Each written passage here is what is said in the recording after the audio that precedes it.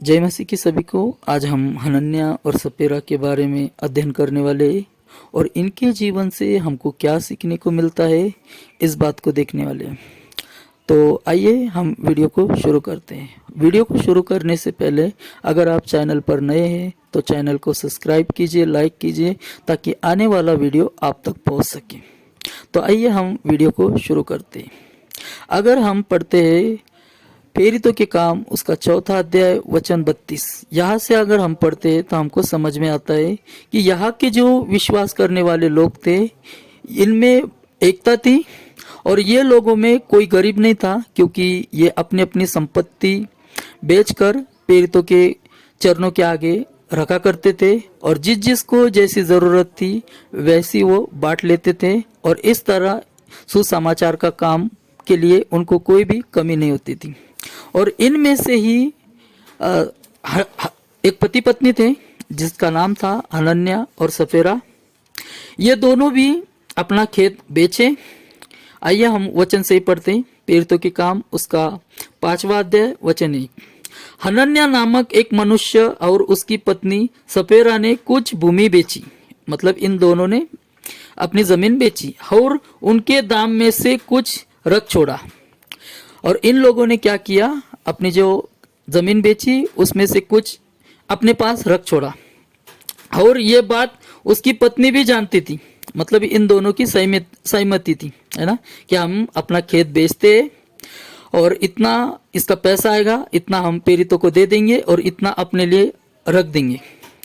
और उसका एक भाग लेकर प्रेरितों के पाँव के आगे रख दिया। और इसने क्या किया, उस खेत में से एक भाग लिया, मतलब जो खेत बेचा गया था उसमें से एक भाग लिया और प्रेरितों के आगे रख दिया। वचन 3 से हम पढ़ते हैं तो हमको पता चलता है कि पतरस ने उससे क्या कहा। पतरस ने कहा, हे हनन्या, शैतान तेरे मन में ये बात क्यों डाली कि तू पवित्र आत्मा से झूठ बोले। तो यहाँ पर लोग ये सवाल पूछते हैं कि यहाँ तो पतरस से ये झूठ बोल रहा है, पर यहाँ तो लिखा है कि ये पवित्र आत्मा से झूठ बोला है, तो ऐसा क्यों लिखा है। तो यहाँ पर पतरस के अंदर पवित्र आत्मा थी और वो बात जो कर रहा था वो पवित्र आत्मा के सामने कर रहा था।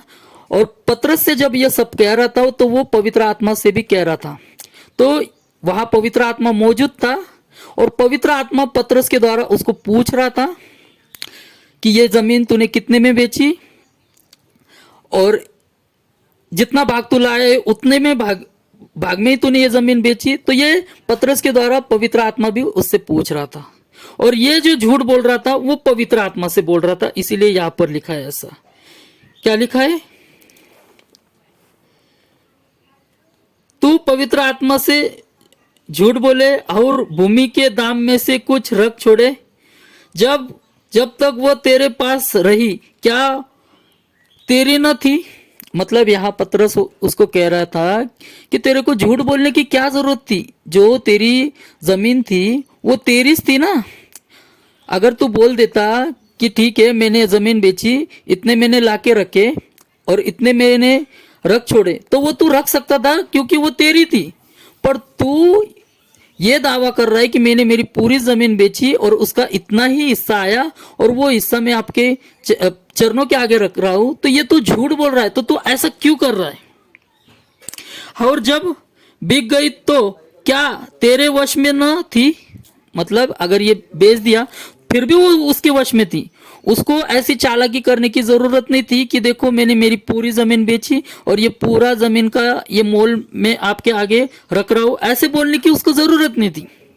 तूने ये बात अपने मन में क्यों विचारी, तू मनुष्य से नहीं परंतु परमेश्वर से झूठ बोला है ना। वहां पर पवित्र आत्मा भी मौजूद था, तो वो सिर्फ प्रेरितों से झूठ नहीं बोल रहा था बल्कि वहां वो परमेश्वर से भी झूठ बोल रहा था। ये बातें सुनते ही हनन्या गिर पड़ा और प्राण छोड़ दिए और सब सुनने वालों पर बड़ा भय छा गया। ये बात जब हुई और इन लोगों को पता चला कि ये जो है कुछ संपत्ति अपने पास रख दिया था और ये प्रेरितों से झूठ बोल रहा था, तो वहां पर लोगों के अंदर बड़ा डर मतलब छा गया। और इससे ये सीखने को मिला उन लोगों को कि हमको ऐसा नहीं करना है। अगर हम भी ऐसा करेंगे तो हम भी हनन्या सरीका हमारे साथ भी हो सकता है, ऐसा डर इन लोगों के मन में छा गया। और हमारे लिए ये डर की बात नहीं, यहाँ हमको डरने की जरूरत नहीं, बल्कि इन बातों से हमको ये सीखना है कि हमारे अंदर ऐसी क्वालिटी नहीं होनी चाहिए कि हम परमेश्वर को धोखा दें, है ना। बहुत से लोग जो परमेश्वर में समझ में आता है, जिस तरह ये हनन्या और सपेरा परमेश्वर में चल रहे, वैसे हम में से बहुत से लोग हैं जो परमेश्वर के साथ चलने का दावा करते, पर कुछ ऐसी बातों में जहां वो पीछे रह जाते हैं, है ना। यहाँ हनन्या सपेरा पैसे के कारण, लालच के कारण पीछे रह गए। उसी तरह हम भी परमेश्वर के जब साथ चल रहे तो कोई ऐसा कारण हमारे अंदर ना हो जिसके वजह से हम पीछे रह जाए। ये हमारे अंदर हमको जांचना है कि जिस तरह उनके अंदर ये कारण था जिसके वजह से वो लोग परमेश्वर के राज्य में नहीं पहुंच पाएंगे। वो क्यों नहीं पहुंच पाएंगे? क्योंकि इनके अंदर जो है वो इस तरह की क्वालिटी थी। और बहुत से लोग ये सवाल पूछते हैं, क्या हनन्या और सपेरा का उद्धार हुआ होगा? क्योंकि वो भी परमेश्वर के लोगों में से थे।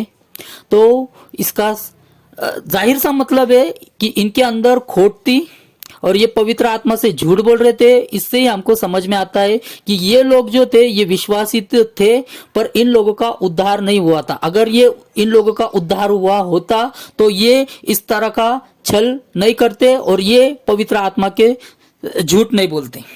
और आगे अगर हम पढ़ते, फिर जवानों ने उठकर उसकी अर्थी बनाई और बाहर ले जाकर उसको गाड़ दिया। और आगे हम पढ़ते, लगभग 3 घंटे के बाद उसकी पत्नी जो कुछ हुआ न जानकर, मतलब उसको पता नहीं था, भीतर आई। तब पतरस ने उससे कहा, मुझे बता, क्या तुमने वो भूमि इतने में ही बेची थी? उसने कहा, हाँ, इतने में ही। पतरस ने उससे कहा, ये क्या बात है कि तुम दोनों ने प्रभु के आत्मा की परीक्षा के लिए एका किया, मतलब एक हुए। देख, तेरा पति के गाड़ने वाले द्वार पर ही खड़े हैं और तुझे भी बाहर ले जाएंगे। तब वो तुरंत उसके पांव पर गिर पड़ी और प्राण छोड़ दिए। और जवानों ने भीतर आकर उसे मरा हुआ पाया और बाहर ले जाकर उसके पति के पास गाड़ दिया। और सारी कलीसिया पर और उन बातों के सब सुनने वालों पर बड़ा डर, मतलब बड़ा भय छा गया। तो इनकी कहानी से हमको ये सीखने को मिलता है कि अगर हम परमेश्वर के वचन के अनुसार अपना जीवन जी रहे, पर ऐसा हमको कोई काम नहीं करना है जिसके कारण हम परमेश्वर के राज्य से वंचित रह सके। इनके चरित्र से हमको ये समझ में आता है कि हमको लालच में नहीं रहना चाहिए, और जो हम सेवा करते वो सेवा में भी हमारे अंदर कोई लालच नहीं होना चाहिए कि हम ये सेवा कर रहे तो हम इतना पैसा कमाए। इस तरह की क्वालिटी हमारे अंदर नहीं होना चाहिए। इनके कैरेक्टर से हमको ये सीखने को मिलता है। और दूसरी बात, हम अपने जीवन में देख सकते हैं कि हम सबसे पहले जरूरी है पवित्र आत्मा पाना। इनके अंदर पवित्र आत्मा था नहीं, इसीलिए इन लोगों ने ऐसा काम किया है। तो हमको इनके जीवन से ये सीखने को मिलता है कि हमको पवित्र आत्मा पाना बहुत जरूरी है। अगर ये लोग पवित्र आत्मा पाए हुए होते तो ये लोग इस तरह की हरकत नहीं करते कि आधा बचा के रख रहे धन, कुछ भाग बचा के रख रहे और कुछ प्रेरितों को दे रहे। ऐसा ये लोग नहीं करते। तो इनके जीवन से हमको ये सीखने को मिलता है कि अगर हमसे कुछ ऐसे काम होते हो, अगर आज हम चुगली कर रहे, चोरी कर रहे, व्यभिचार कर रहे, मारपीट कर रहे, कुछ ऐसे काम कर रहे जिसके वजह से हम भी परमेश्वर के राज्य से वंचित हो सकते हैं, जिस तरह ये वंचित हो रहे, तो हमको ये सीखने को मिलता है कि हमको पवित्र आत्मा पाना बहुत जरूरी है। अगर इन लोगों ने पवित्र आत्मा पाया होता तो ये लोग इस तरह की हरकत नहीं करते। उसी तरह हमको भी पवित्र आत्मा पाना जरूरी है। अगर हम पवित्र आत्मा पाएंगे तो हम भी ऐसी कोई हरकत नहीं करेंगे, ना व्यभिचार करेंगे, ना चोरी करेंगे, ना चुगली करेंगे, ना मारपीट करेंगे, ना ऐसा कोई काम करेंगे जिसके वजह से हमको परमेश्वर के राज्य से वंचित हो सके। तो जय मसीह की, प्रेज द लॉर्ड। मैं आशा करता हूँ आपको इस वीडियो से कुछ सीखने को मिला होगा। अगर सीखने को मिला होगा तो आप इस बात को कमेंट बॉक्स में रख सकते हैं। और ऐसे ही अगर आपको सवाल को और भी जानना हो तो अगर आप चैनल पे नए हैं तो चैनल को सब्सक्राइब कीजिए, लाइक कीजिए, ताकि आने वाला वीडियो आप तक पहुंच सके। और आपका भी कोई ऐसा सवाल हो जिसमें आप कंफ्यूजन हो तो वो सवाल भी आप कमेंट बॉक्स में रख सकते हैं। जय मसीह की, प्रेज द लॉर्ड।